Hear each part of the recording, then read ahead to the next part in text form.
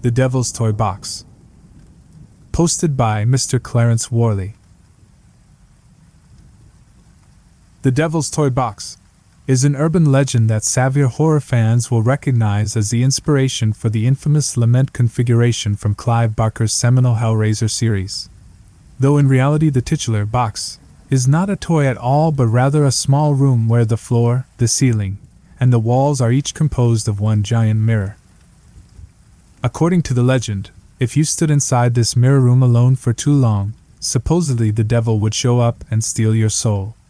In most versions of this story, he did so by flaying you alive.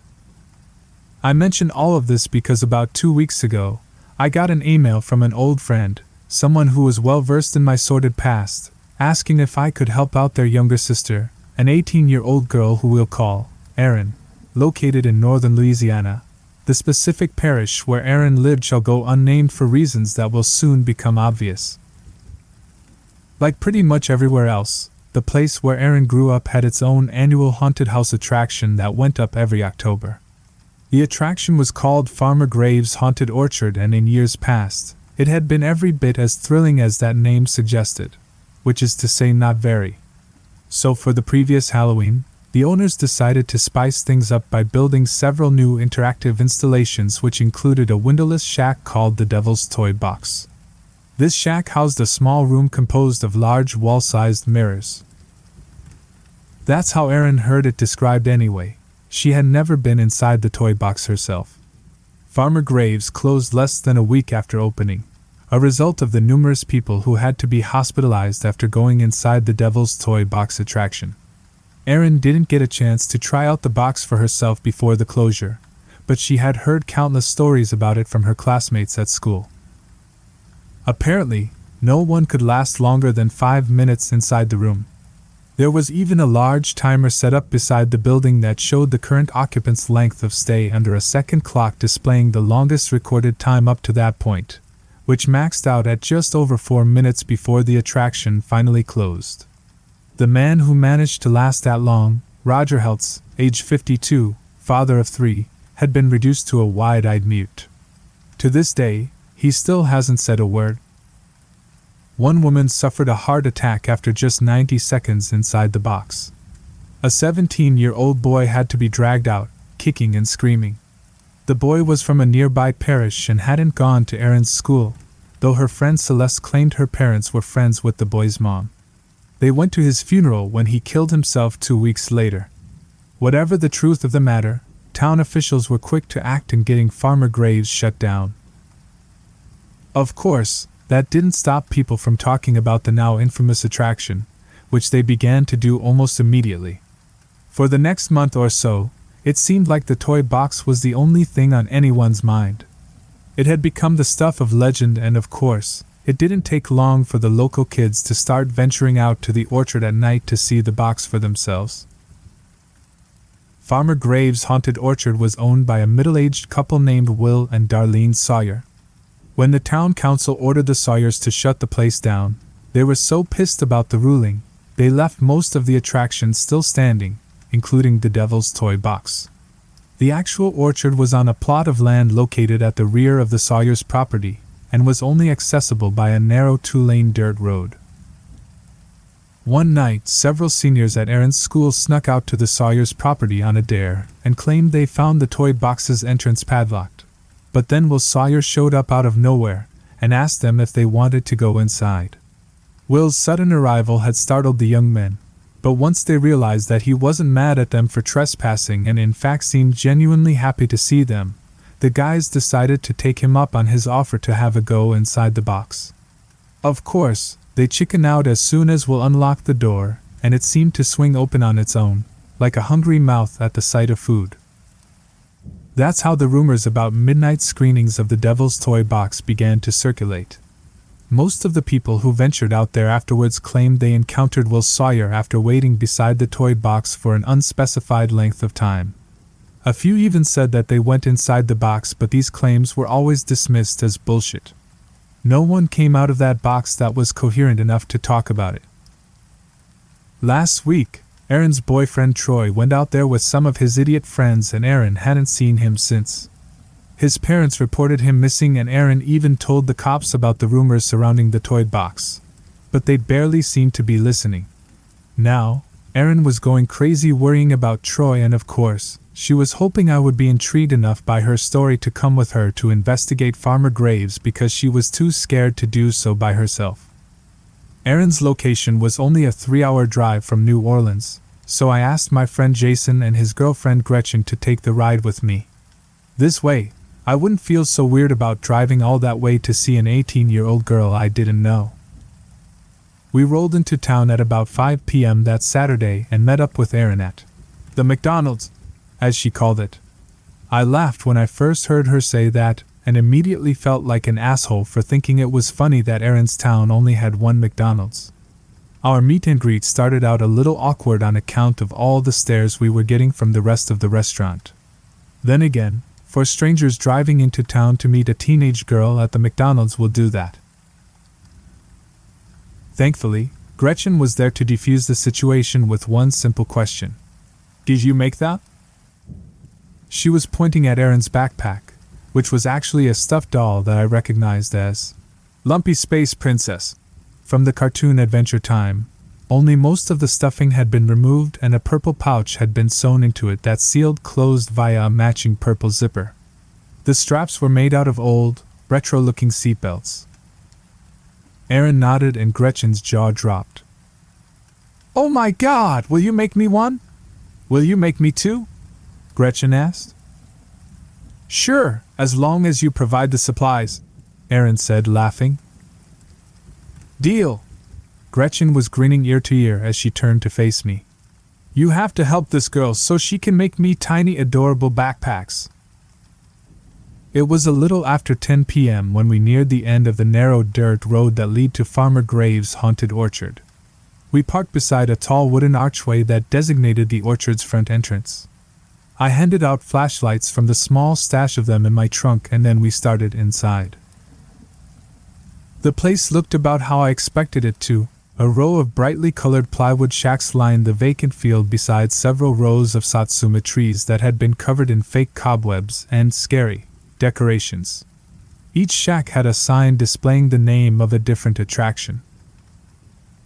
There was Horn Toss, which, judging from the illustration on its side, was a ring toss game where you tried to throw halos onto a demon's horns. Werewolf Bowling, which was anyone's guess, and my personal favorite, The Exorcist, which was a mounted squirt gun game that had several wood cutouts of Linda Blair's face as its targets.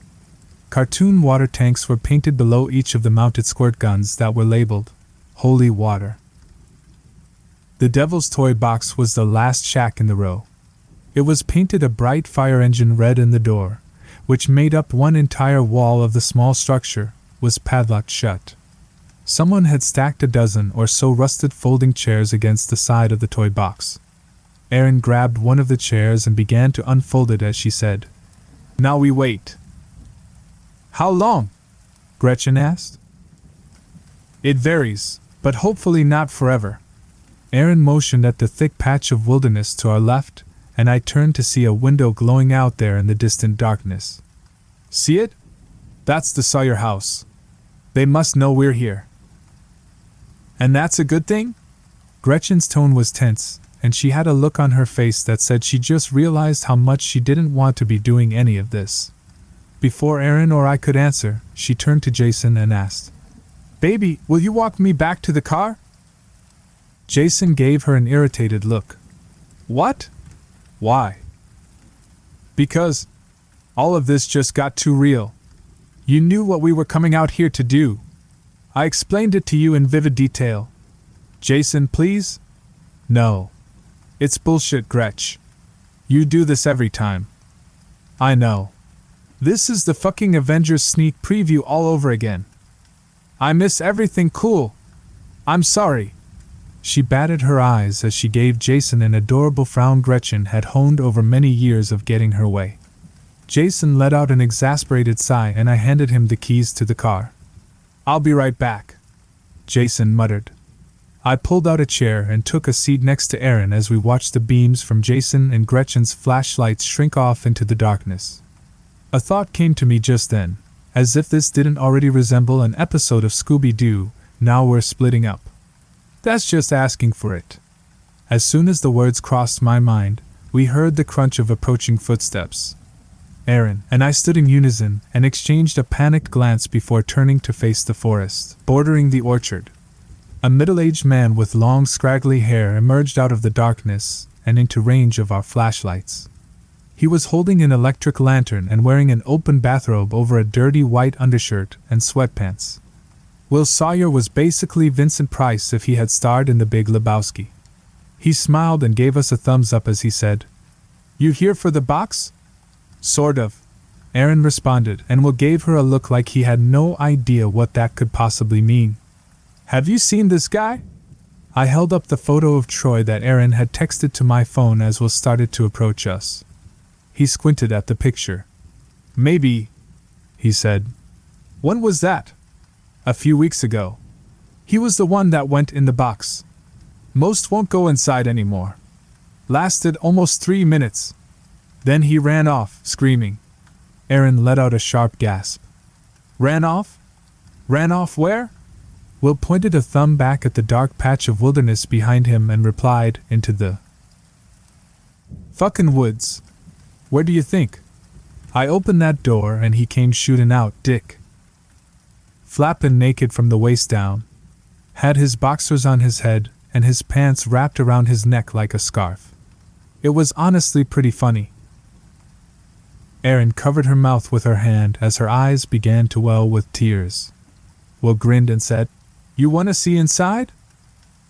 "We aren't here for the box," I said, stepping in front of Erin and glaring at Will.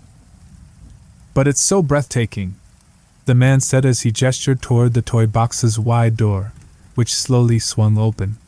The interior was shrouded in darkness, but I could still see something vaguely human-shaped moving around inside the box. "Yeah, fuck that. Run!" I grabbed Erin by the arm and pulled her along with me as I sprinted away from the toy box. I could hear something chasing after us as we ran back toward the orchard's entrance, and I say, something, because it certainly didn't sound like a person. What I heard weren't footsteps, but rather one long scraping sound, accompanied by a wet breathing that reminded me of a panting dog. Thankfully, Jason heard me screaming just as he and Gretchen reached my car. They turned to spot me and Erin running towards them with identical expressions of pants-shooting terror. Jason must have caught a glimpse of the thing chasing after us too because his own face went pale. He quickly unlocked my car and threw himself behind the wheel, screaming for Gretchen to get in. She hurried into the passenger seat, and the moment she buckled her seatbelt, he started the engine and accelerated toward us, closing the gap in a matter of moments. Jason slammed on the brakes as he neared and the car screeched to a halt inches away from us. I went to open the back passenger door but it was locked. So was Erin's side. I banged my fist on the window and pointed down at the locking mechanism. Jason mouthed, "OSHIT." He turned and scanned the door controls on the driver's side, looking for the master switch. The scraping sound was growing closer, but I refused to look back and banged on the window once more. A frustrated Jason finally leaned into the back seat and unlocked the door manually, but by then, it already had me. I can remember something dragging me back through the woods. I wasn't aware of much else, beyond the vague impression that I had been stung by an insect with some kind of paralytic venom. I felt a rush of air hit my face as the door swung shut in front of me. Then the lights came on and I realized where I was. Inside the Devil's Toy Box. The room's construction was actually pretty impressive.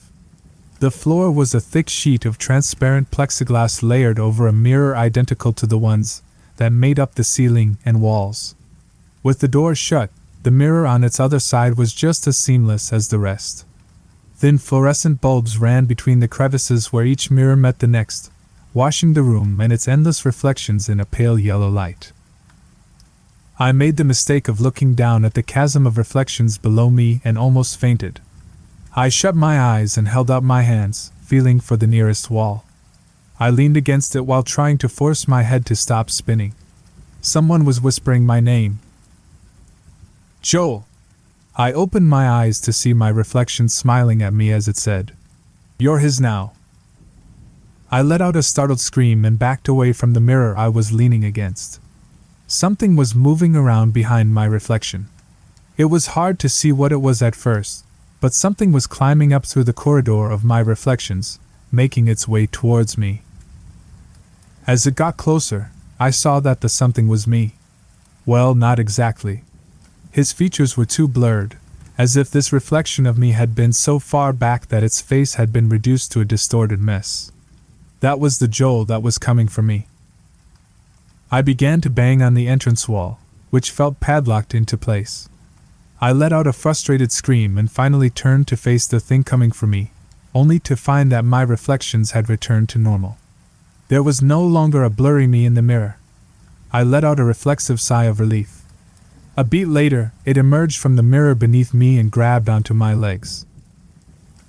I woke up screaming and Aaron shot me a panicked look. We were still seated outside of the toy box. Sorry, I must have nodded off," I said. Aaron opened her mouth. She hesitated before replying. "I'm worried about your friends."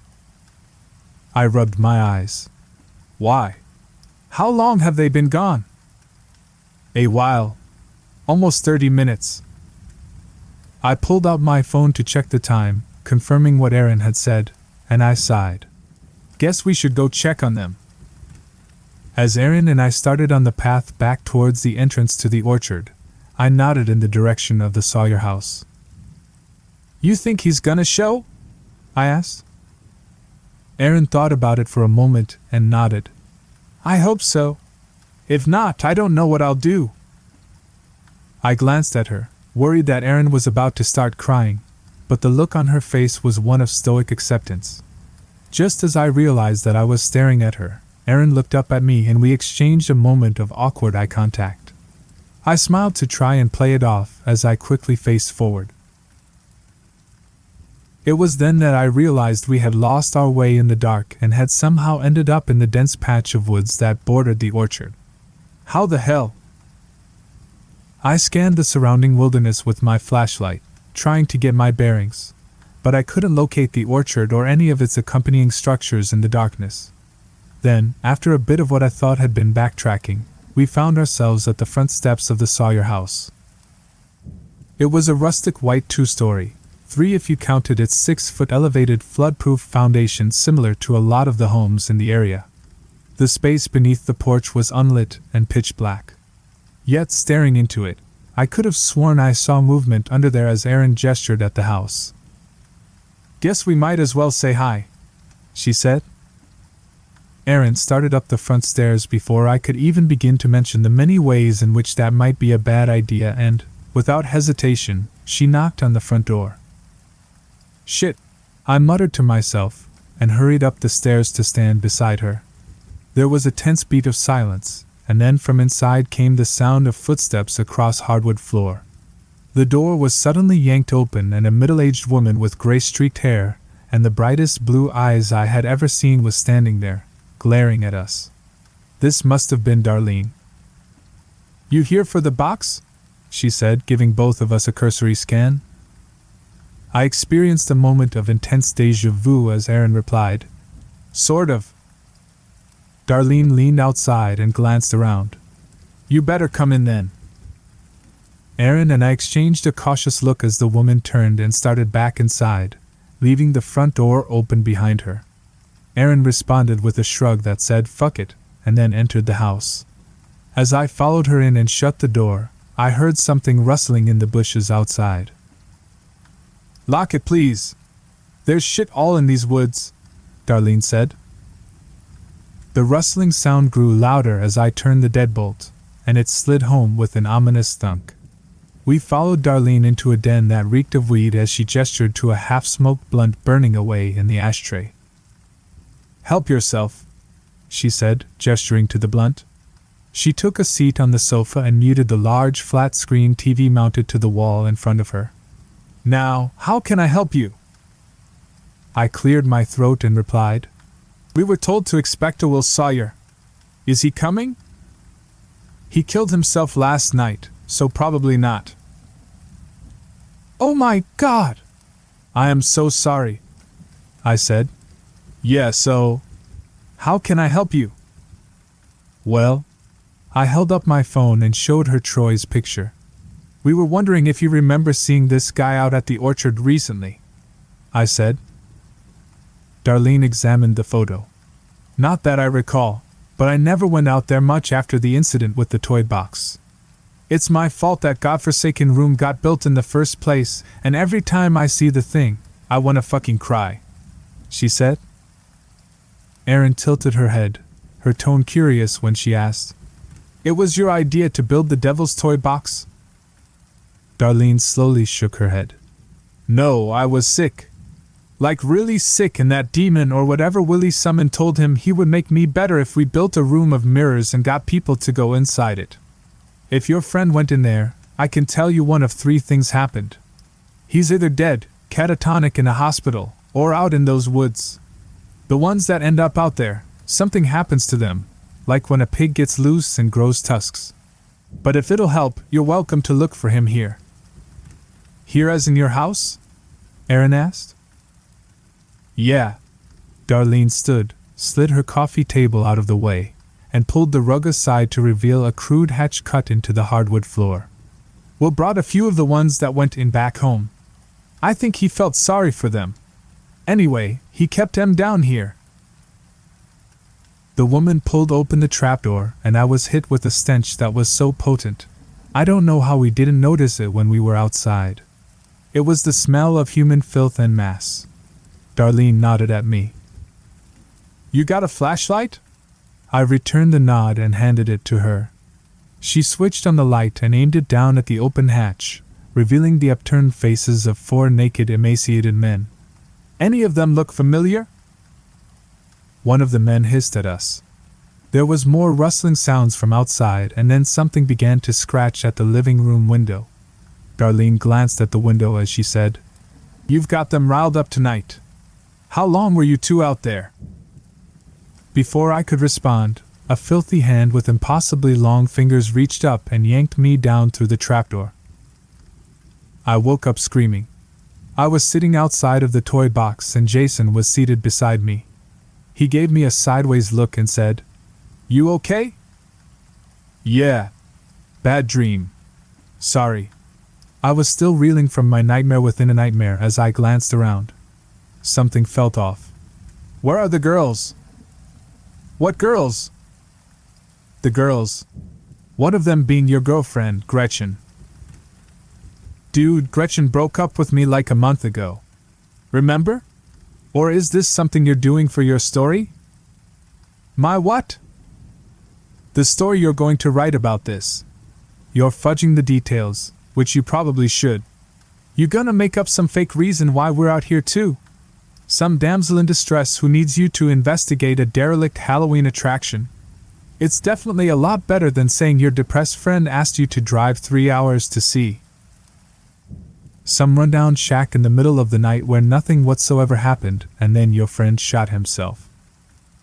"What?" Jason slid the barrel of a handgun into his mouth and pulled the trigger. I was sitting close enough that the shot rendered me temporarily deaf. I stood and slowly backed away, my gaze fixed on the crater of blood and viscera that had been my friend's head mere moments ago, my own head ringing like a goddamn church bell from the large caliber handgun going off next to it. Still, I couldn't look away. Finally, I forced myself to turn and watch where I was going so that I could hurry up and get the fuck out of there. As I started toward the entrance, I glanced back once more to give my dead friend a final parting glance and halted when I saw that he wasn't there. Jason's blood and brains were still splattered across the front of the toy box, so I assumed that meant I hadn't imagined the whole thing, but the folding chair where he had been sitting was now void of his slumped, lifeless body. As I stood there, trying to figure out where Jason's corpse could have gone, a stream of stagnant-smelling water splattered against the side of my face. I turned to see Jason's, mostly, headless body draped over one of the Exorcist game's mounted water guns. I'm not exactly proud to admit this, but I froze when I saw him, thinking that Jason had gone full-on undead zombie. Though, After almost a minute of me standing there waiting for him to make the next move, I finally realized that wasn't going to happen. What I was seeing was nothing more than a dead body lying on a mounted water gun, which meant that someone or something was out there in the darkness, moving around a 160-pound corpse and propping it up on shit simply to fuck with me. This was the realization that finally sent me running. I was in my '91 Jeep Cherokee and halfway down the unpaved dirt road back to the highway when the Cherokee hit a bump that dislodged something from its undercarriage. I pulled over and started to get out so I could take a look at what it had been, and that's when I realized I was once again looking at Jason's mangled body. Moving a grown man's corpse is one thing, but moving it and then wedging it up into a car's undercarriage in the time it took me to get back to my Jeep? That's crazy talk. I really don't like to give this part much thought because the truth of it is kind of depressing. Real-life Jason had been really depressed about the breakup with Gretchen, and I guess I should have seen it coming, but I didn't. And so I went back home and started to write it all down, just as Jason knew I would. I got about this far when I was interrupted by a knock on the door to my apartment. I opened the door and saw there was a note taped to the outside. "There's a package for you in the lobby." It was about 11 p.m., and I was pretty sure the management at my complex had long since gone home for the evening, but I headed toward the lobby anyway out of sheer curiosity. I started down the steps leading to the first floor of my complex to see Jason's mutilated body leaning against a Coke machine at the bottom of the stairwell. Somehow, they had found me. I vaulted back up the stairs, seeing everything in slow motion as I sprinted to my apartment and locked the door. A moment later, the knob began to rattle as someone tried to turn it from outside. I was slowly backing away from the door when something big crashed through it. Though it was no longer my front door but rather the inside wall of the toy box that suddenly buckled inward to reveal a familiar set of headlights. Jason had crashed my Cherokee into the side of the toy box. I spent 25 seconds inside the devil's toy box. That's how long it took for Jason to run my car into it. Thankfully, the Cherokee was still drivable afterward and we promptly got the fuck out of there. I dropped Erin off at her house with an apology, explaining that there was nothing else I could do. Honestly, I don't know what she expected from me. This isn't supernatural. If your boyfriend is missing, you call the cops. I'm going home. Do I feel bad that I couldn't help her? Sure, but for what it's worth, we disabled the toy box and probably saved countless generations of dumb kids from making the same mistake as Erin's boyfriend. The bad news is that doing so has almost certainly scarred me for life. Even as I sit here days later, writing this all down for the second time, I'm still worried that it's not over. I'm worried that when I wake up tomorrow, it's going to be in front of that goddamn box.